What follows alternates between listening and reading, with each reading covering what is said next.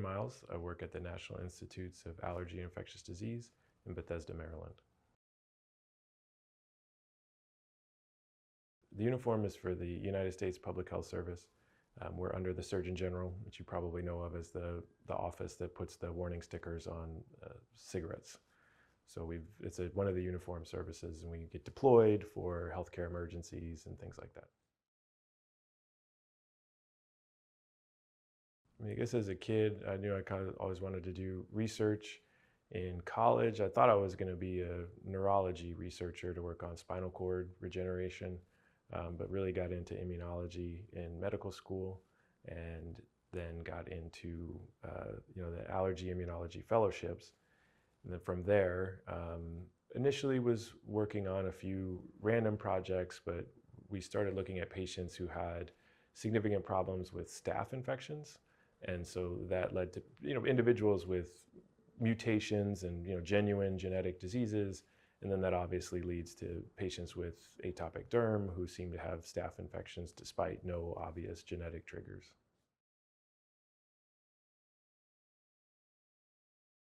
So the first time we got into the skin microbiome was 2014. Before that, I'd focused on Staph aureus as an infection, but not just as a normal thing that could live on the skin. So in 2014, we started looking for gram-negative organisms on the skin. Gram-negatives are just a class of bacteria separated between gram-positives. So gram-positives are where Staph aureus are. Gram-negatives are bacteria that would include E. coli. You probably know that one.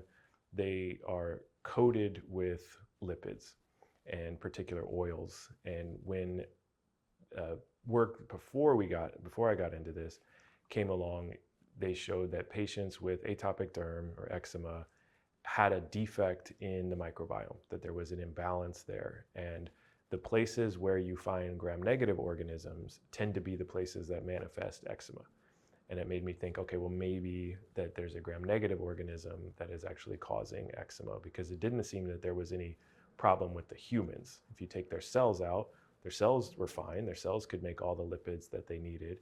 But the patients clearly had a lipid defect, and so I thought maybe it would come from the gram-negative organisms. So we started looking at that.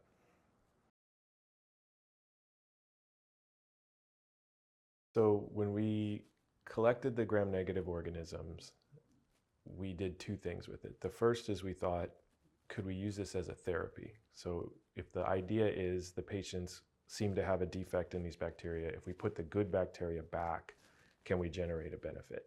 And we've seen in a couple of trials now that indeed we can. And the big benefit for a microbiome-based therapy is that it will stick to the skin. And so when we started the project, talking to patients, they weren't really super excited about another topical drug that they'd use for the rest of their life. What they want is something they can use and then stop, that'll genuinely create benefit and last. And the bacteria sticking to the skin can afford that. And so that's what we found, that patients could use the drug, could use the bacteria applications for about 4 months, and they could stop. And we had patients come back as far out as 8 months later, and they were just as good as when they left. So I wouldn't call it a cure, but people were certainly improved substantively, and it stayed that way. The next thing we did with those bacteria, though, is I guess I would refer to it as we use them as a canary in the coal mine. And we expose the bacteria to all the different toxins that have been associated with atopic derm, or the different toxins that we could find associated between eczema and the EPA databases.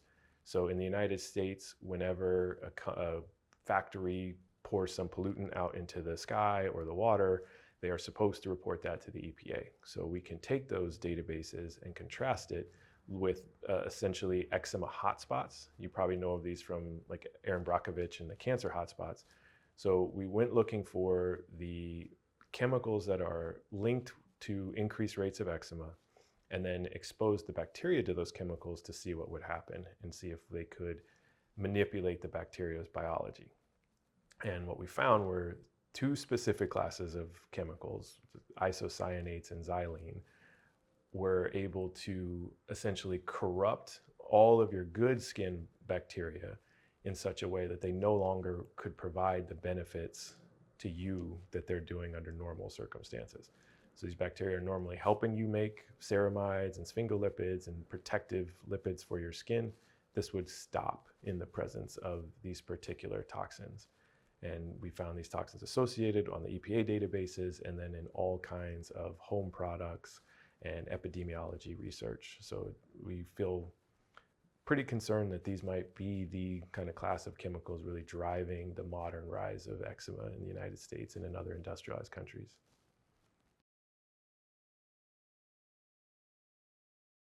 Diisocyanates are a type of chemical that just means that they have an isocyanate side chain. Isocyanates and diisocyanates are found in the environment through industrial production, so spewed out from factories. Inside your house, diisocyanates would be found in any type of wood sealant, some polyurethanes, wallpaper glue. They're also made into nylon and spandex. Diisocyanates and isocyanates are also products of cigarette smoke. They are products of gasoline exhaust, particularly, and for isocyanates only, after it goes through a catalytic converter. Catalytic converters were made mandatory in 1975, which was just around the time that you start to see this rapid rise in atopic derm and eczema throughout the United States. Xylene is a related chemical which is also part of gasoline additives and is spewed forth from there. It's brought into the home also in terms of sealants and paints, but it's made into polyester. And so they're also another kind of textile. Both of these are found in their natural form floating through the air after wildfires, which are also pretty highly associated with eczema risk and eczema flares these days too. So essentially, the two chemical classes that were most strongly linked to visits to the doctor for eczema are things that are a part of essentially every known environmental exposure linked to atopic derm, both natural and man-made. So to test out the fabrics, what we did was spray them with bacteria, an equal amount, and see how long different organisms could survive on only the fabric alone. And what we found is harmful bacteria like Staph aureus cannot survive on cotton or bamboo for more than a couple of days, but Staph aureus proliferates on nylon, spandex, and polyester. The commensal organisms, so those would be the good bacteria, like the one we work on, Rosimonas mucosa, or one you probably heard of, Staph epi, is one of the good types of staph that could be on your skin. Those can grow on everything, but the bad news was when they are growing on polyester, nylon, or spandex, they change their physiology. And so the beneficial lipids that they're making to protect you, or in the case of Staph epi, the natural steroids that are used on the skin, the productions of those stop in order to survive on those fabrics.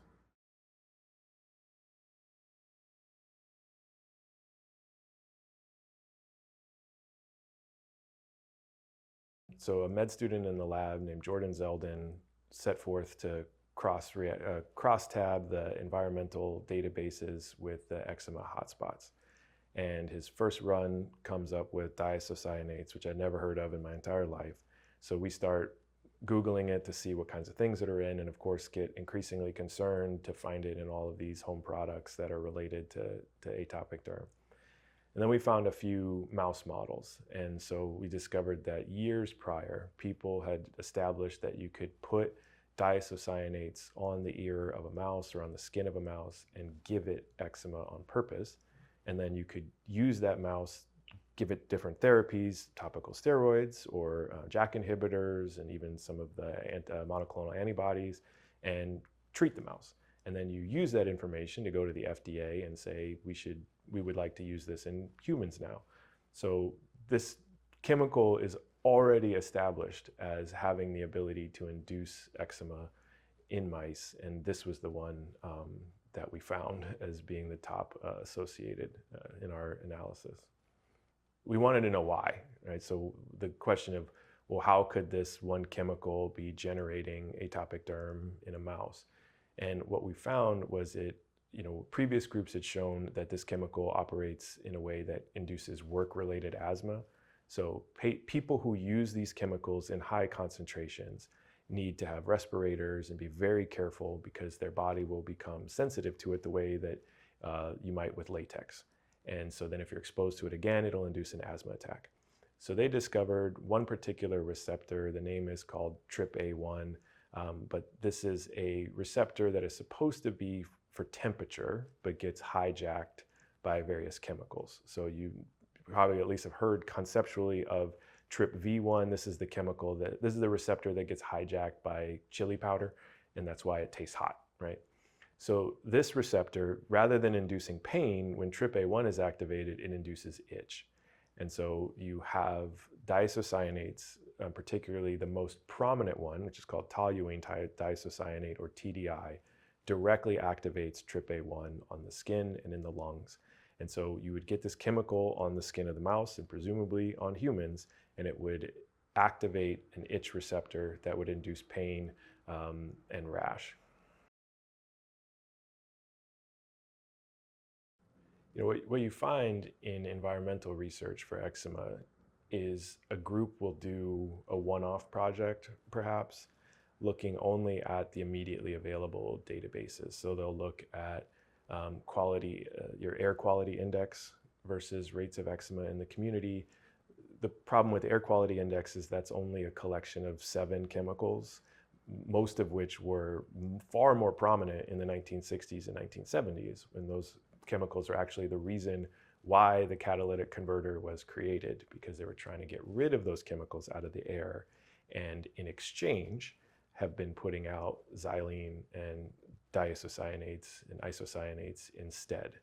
So they're called anti-knock agents in gasoline. So it's just to prevent engines from rattling too much and preserve the life of the engine.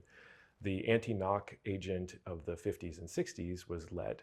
And so that was clearly poisonous in terms of neurotoxicities, blood toxicities. And so there was a concerted effort made to get that out of gasoline by 1975, when the catalytic converters switched over. So instead of lead, we got what's called BTX, so benzene, toluene, xylene. And so toluene diisocyanate is off the toluene part of that.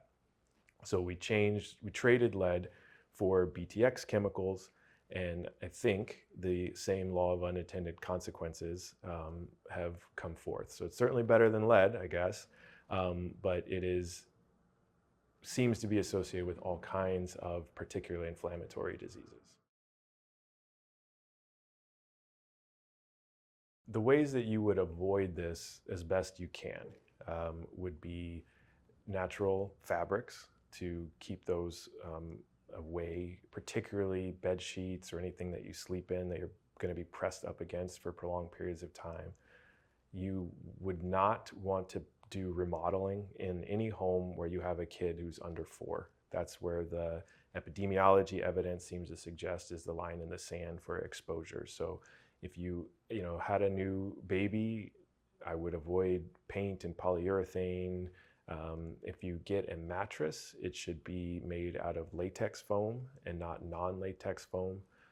Non-latex tends to be made of TDI, or toluene diisocyanate. Other options would, of course, be avoid smoking. That's pretty much true for every disease out there.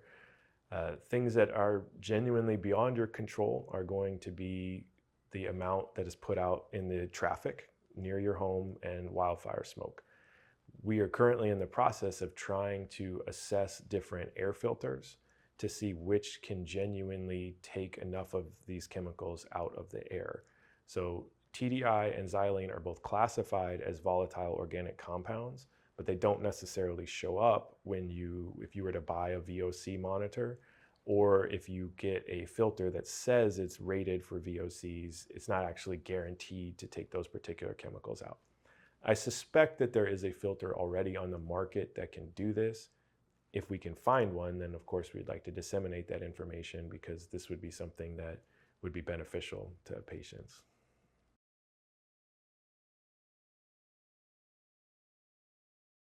We started from the appreciation that there's really no good evidence to guide patients when you go to the store to try to think of what moisturizers you're supposed to get. You walk down the aisle, there are a million things on the shelf, and just the simplest questions of lotion, cream, or ointment, there are opinions everywhere, but there's no actual hard evidence. And so what we wanted to do was just start testing different topical products. We tested different ingredients, individual ingredients, and then we went to the store and bought everything we could that had the word eczema on the bottle. So anything that was marketed directly to eczema patients.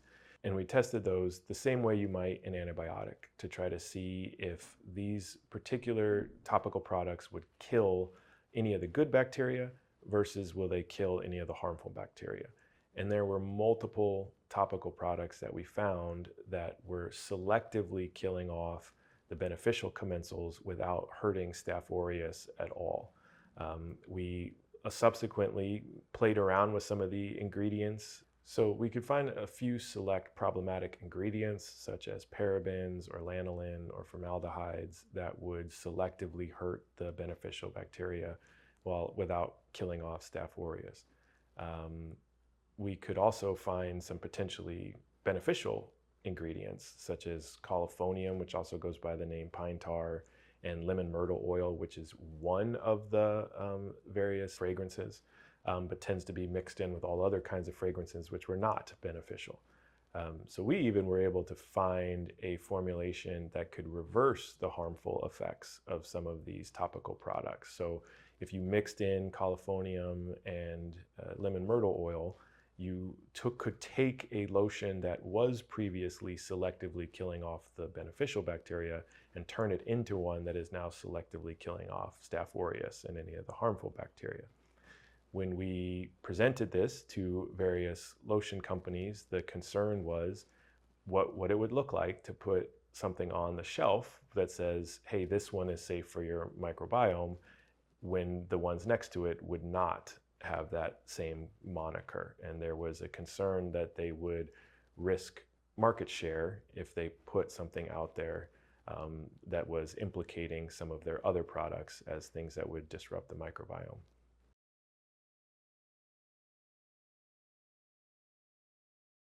The way in which a lotion is even allowed to say eczema on the label is governed by the FDA policies.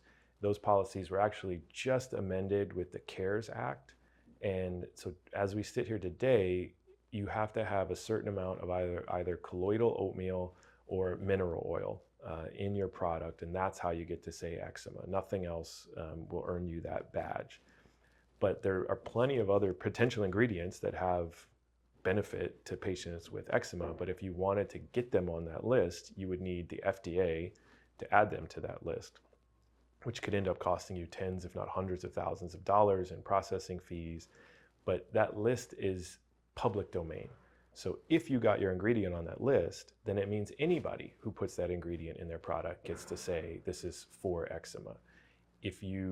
So why would you pay tens to hundreds of thousands of dollars to put an ingredient on your list that then every one of your competitors get to benefit from as well? So there needs to be some kind of pathway to allow nonprofits or academics to add things to that list the way there is actually in Europe. So Europe has a system where universities and nonprofits can add things to the over-the-counter list, and then it would be approved for use in every EU country, but then the specific product itself needs to get approval in each country. So you'd say, okay, we're going to get ceramides on the list in the EU, but if you have a lotion with ceramide, you still have to get it approved in Germany and in France and independently. But we don't have anything like that in the US.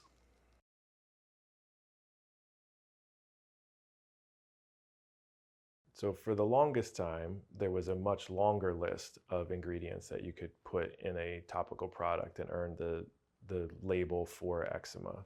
So one of those was called lanolin, which was a pretty potent inducer of contact dermatitis. And so patients would get some on their skin, they would develop an allergy, and then they would react every single time they took lanolin from then on. Lanolin actually won the award for contact dermatitis irritant of the year. And so prior to the CARES Act, any product that added enough lanolin to it could go to the FDA and earn the privilege of specifically marketing this known potent allergen to individuals prone to skin allergies.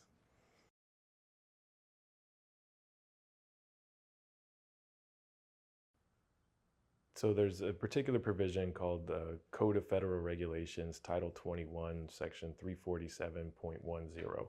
And that used to contain the list of all the different ingredients that you could put into a topical product and earn the right to put for eczema on the label.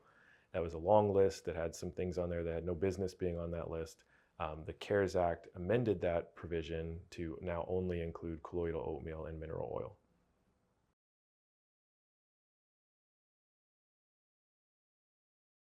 So there's a theory that actually comes from social justice, but it's called the groundwater approach. And it's the idea that if you come across a lake and there's one fish floating dead in the lake, it makes sense to try to figure out what went wrong with that one fish. But if you come across the lake and 25% of the fish are floating dead in the lake, you know there's something wrong with the water and you know not to get in. And in America and in most industrialized countries, we have gone from having a rate of atopic derm in children that is something close to maybe 1 out of 20 to now close to 5 out of 20, and in some places even more. So 20 to 25% of our kids are floating in this lake with atopic derm. And when individuals move from other countries and move to the United States and suddenly develop a risk for obesity or heart disease, no one is shocked, and no one is combing through all of the innate defects in them to see why they suddenly became obese. We know it is the American environment and the American diet that put them on that path. And yet, patients from other countries, particularly if you move to the United States from a non-industrial country before the age of 4. So if you move here, you will inherit the same risk of atopic derm as every American citizen around you. Versus if you move after the age of 6, move wherever you want, and it doesn't have any effect. So clearly, there is some kind of early life childhood exposure that puts you on a path towards atopic derm. It may even start as in the womb. But we don't think of it that way. And I think the biggest problem is we have spent the last 50 years, we might say poking the dead fish to try to see what is innately defective in these individuals, what's broken in their biology that gave them eczema. And one of the problems with that is not only you're not going to find it there, you're not going to find the solution, but if you view everybody as having a broken biology, and that's the reason why they have eczema, then the only solutions you're going to be able to envision is something that manipulates that person's biology. And by definition, that's going to be a drug. Doesn't have to be prescription, it could be supplements as well, but the idea that there's some kind of savior pill that's going to come swooping in and fix your physiology is really kind of the root of the problem. And I did not feel that there was enough work going into why all of a sudden the kids are developing eczema at this rate in the first place, or food allergies or asthma or any of these other disorders that have really exploded since the 1970s.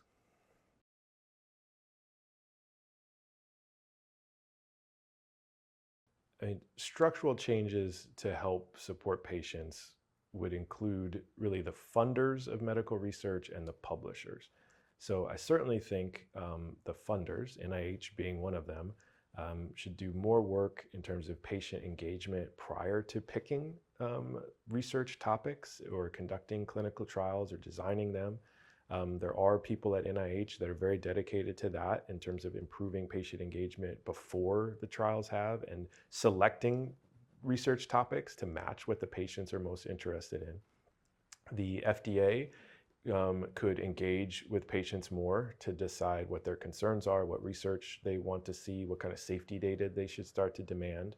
So the publishers could improve patient engagement by talking to them and seeing what kind of research projects they think should be published in the prominent journals. because publication in a prominent journal is going to reward the researchers who work on that kind of work and help to encourage that kind of research to proliferate and go forward.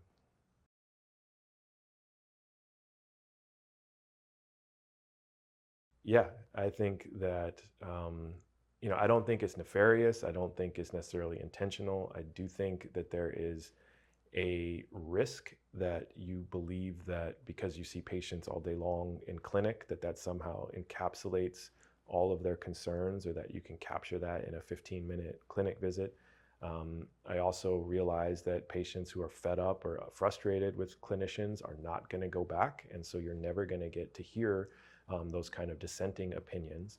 So I think failure to engage and kind of discuss, things with the patients certainly is problematic. I know in our research, we would not have necessarily selected that long washout period for our clinical trial to see how long the drug would last even after it stopped without that patient insight.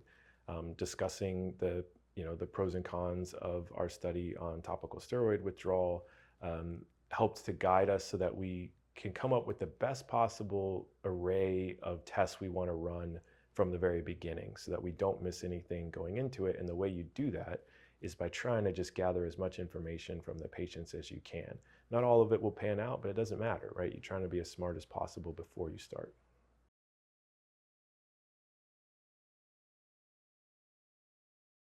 Yeah. So I first heard about TSW at the More Than Skin Deep meeting, which I was invited to through Global Parents for Eczema Research. And as you know, it was a meeting to discuss FDA policies, but Kelly Barta got up there and started talking about it. At that time, I was already a licensed allergist, and she starts talking, and immediately I'm like, this lady's crazy. I've never heard of this in my life. What is she talking about?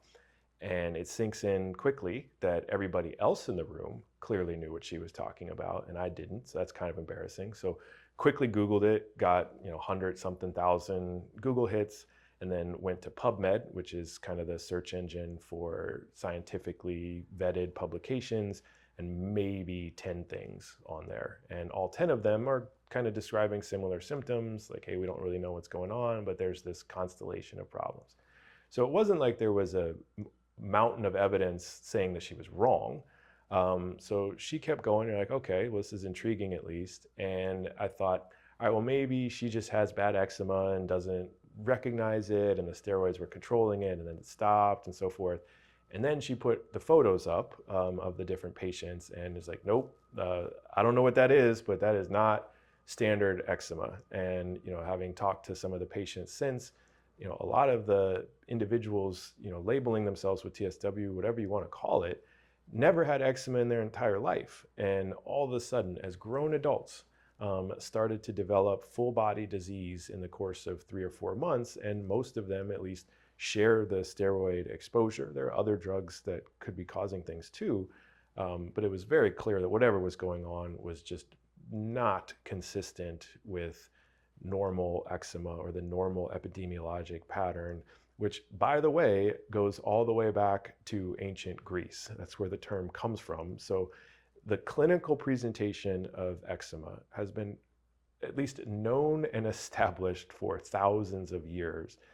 And grown adults do not develop full body disease out of nowhere. So whatever you think is going on with the patients, it definitely felt like was different from kind of routine eczema. And so that's why we decided to eventually start researching it ourselves.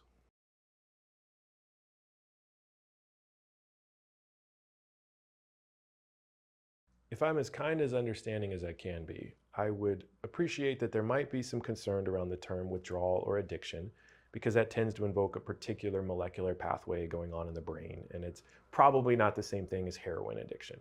But when somebody says they're allergic to dancing, they don't mean it the same way as they're allergic to peanut butter. The other one I can understand is we don't have the level of evidence you might want to implicate steroids. I certainly understand why that's the top concern and why that's the number one culprit, but I could see somebody hesitant to implicate, really for what was the longest time, the only tool in the toolbox for skin disease. Often the first tool that you have to go to because of insurance coverage or so forth. So I can understand not wanting to implicate, steroids for that. What I don't understand is the lack of curiosity. If you don't think that it's the steroids, or you don't think that it's classical withdrawal, I can understand that. What I don't get is why those who have the resources wouldn't want to look into it to see what was going on.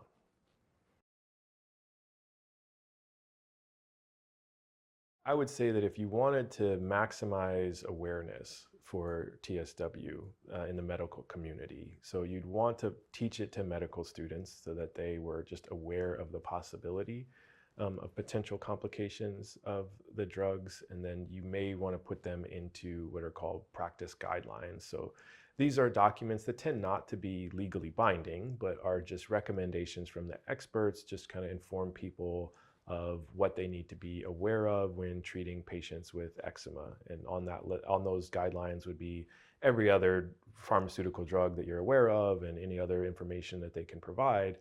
But if there was a comment that said, even just to the extent of there are a building number of patients who seem to be describing a shared constellation of symptoms that are being attributed to steroids, this is something you should at least be aware of and be open to discussing with the patients. I think full acceptance is probably going to require a biomarker where it's not just going to be the clinical presentation, but some abnormality in the blood or some other sample collection to say this is what distinguishes patients with this syndrome from kind of more routine eczema. I think any of the newer drugs, you have to weigh against the risk of untreated eczema. So it's easy to sit here and say, you have concerns about safety for some of the new drugs, but you have to balance that against the patients who are genuinely suffering. And so I am ecstatic that patients now have options that they did not have before. I do have some concerns about the potential for long-term harm for some of the JAK inhibitors, since they are designed to disrupt normal cellular development. You don't see that with dupilumab. So the IL-4 receptor that it targets and the IL-13 signaling pathway are not essential parts of human biology anymore. There's no reason to conceive that 25 years from now we'll find out that people who are on it had some complication that we didn't see coming. Is it possible? Sure. Is it possible we'll all have been struck by a meteor by then? Sure. But with the JAK inhibitors, you have designed a drug that is meant to alter development. And so, yeah, they have a certain list of side effects within the 1 or 2 years that they've been followed, but there is the concern that what's going to happen with kids 20 or 30 years down the line when they go to have kids of their own, or are they going to have, growth differences? I hope I'm wrong. And I think it would be incredibly unfair to the companies to ask them to run a 20-year study before they got their drug approved. But I do think there needs to be a robust conversation with patients to say these drugs carry a theoretical risk of altering a pathway that life does not exist without. And so there is a concern that you might need to weigh that against your immediate needs. And some patients will make the decision, hey, look, I'm suffering too much. My kids are suffering too much. I'm going to try this. I'm going to risk it.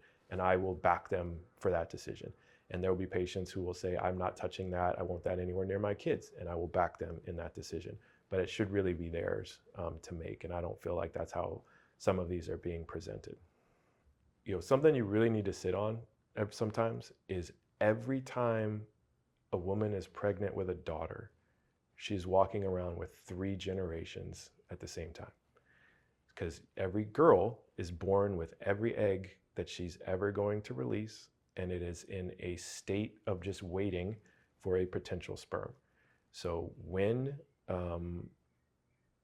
any woman who's pregnant with a daughter is exposed to a toxin, you have an opportunity to poison 3 generations at the exact same time.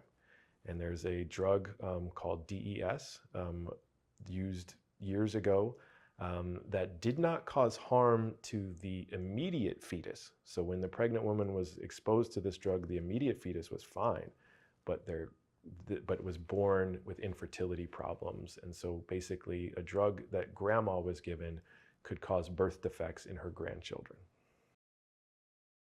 The potential for doing generational harm through pregnancy or even epigenetics or microbiome changes really changes the conversation, because when eczema research began, people were very enamored by the fact that it runs in families, they would say. And of course, it doesn't run very far back in families, because your grandparents or great-grandparents' generation would have been vanishingly unlikely to present with atopic derm. But the idea that it clusters in families is the way that we should think about it, that families tend to be exposed to the same things. And so if you can avoid those, particularly around developing children or anyone who's pregnant, the idea would be you'd have the opportunity to really alter kind of generations at the same time. Like I said, not just through direct effects, but through the microbiome. Children inherit most of their microbiome from mom during the course of normal vaginal delivery. The relationship with C-section and eczema is actually probably weaker than it was first stated. But there are associations with C-sections with subsequent risk for various diseases. And that tends to be the thought as to why, that you're just not provided with those correct organisms during birth. And that can have ramifications down the line if you don't replace those organisms with something beneficial.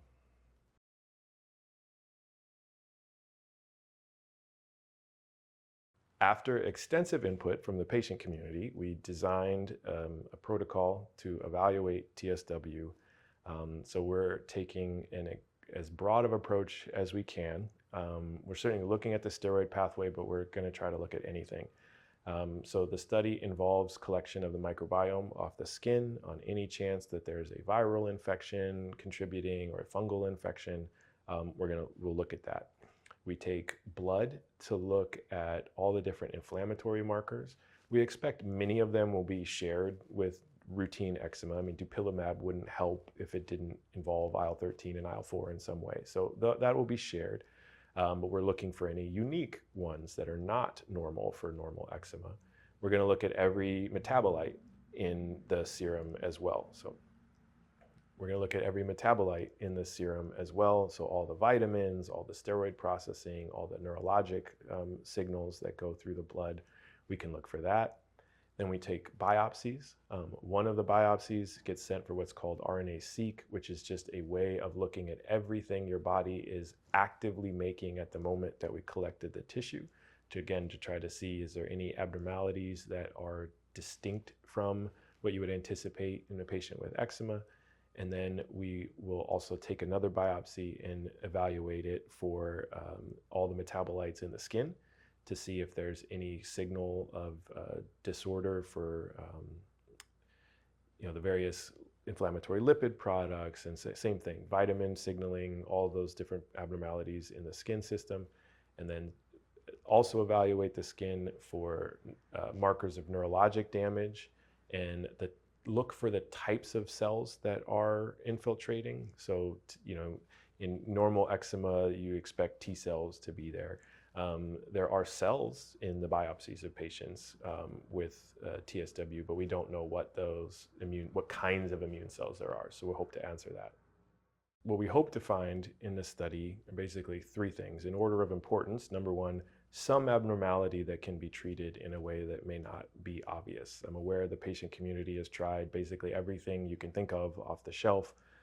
Is there some kind of disorder that a drug or a treatment that no one would have envisioned would be helpful? Number two is a biomarker that would distinguish patients with TSW from routine eczema. This would allow for a formal diagnosis, and anybody who is out there with severe eczema concerned that this is a problem, ideally they'd be able to go get this biomarker measured and come back and say, yes, it looks like you might be in the group with TSW. And then the third one would be some kind of screening tool. Some of that might be genetic, or again, some metabolic disorder. But the idea being, the hope would be to establish something that before you start patients on topical steroids, you would screen them for this particular abnormality. And if it was absent, then you could feel more comfortable that they're going to be in the cohort of people who don't seem to have any problems. But this would be referred to as pharmacogenomics or some kind of screening like that.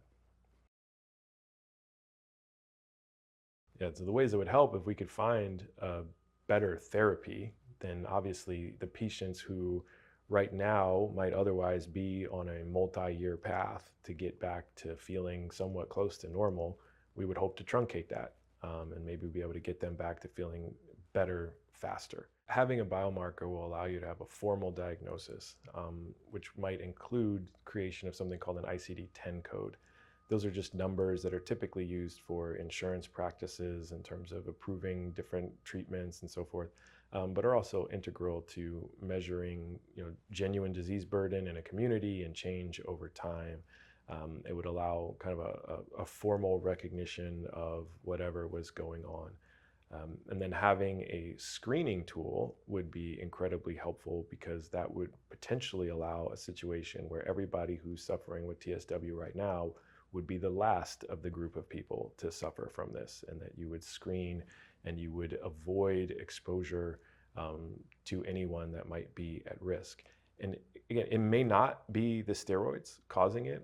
Whatever it is, if we can figure it out, you might be able to modify formulations or counteract the drug ahead of time to make sure that the exposures aren't going to put the patients at greater risk for complications.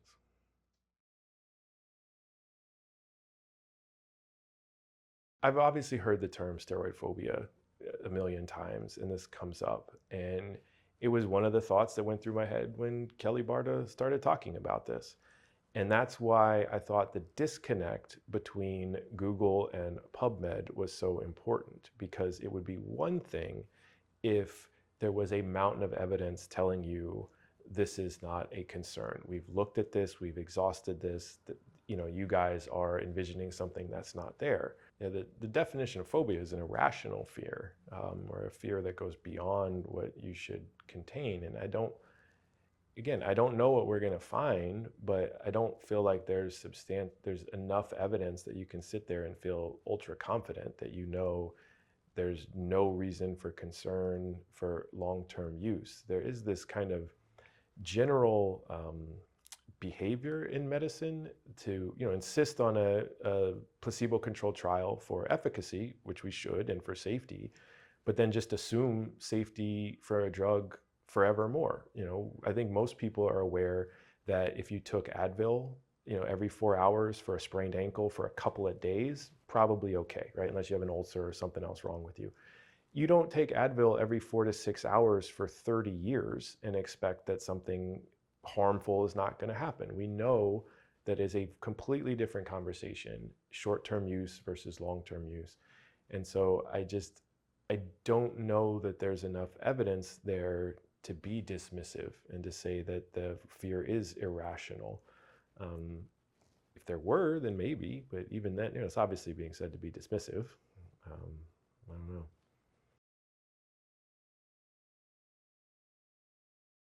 At NIH, there's a researcher named Louis Franco, whose entire lab is dedicated to figuring out exactly what steroids do.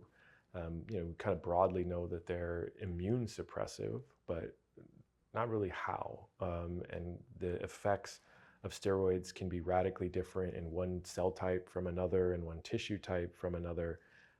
So he had not heard about this disorder either, but felt that the understanding of topical steroids and how they work does leave, the lack of understanding of topical steroids and how they work leaves an opening for any number of potential complications that we just have not yet learned to appreciate.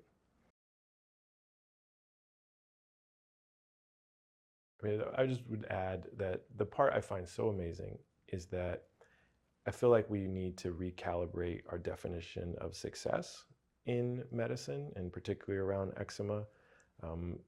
You can't deny the fact that we should be happy that patients have newer options for drugs, better treatments, that if one doesn't work, you can try something else. That is truly special, and we should be thankful for that.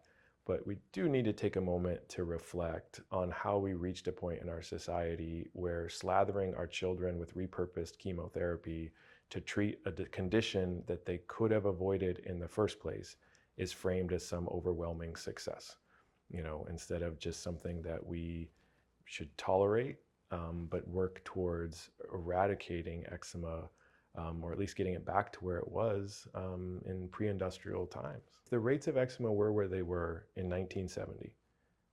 3 out of every 4 patients today, at minimum, would have never had the disease in the first place.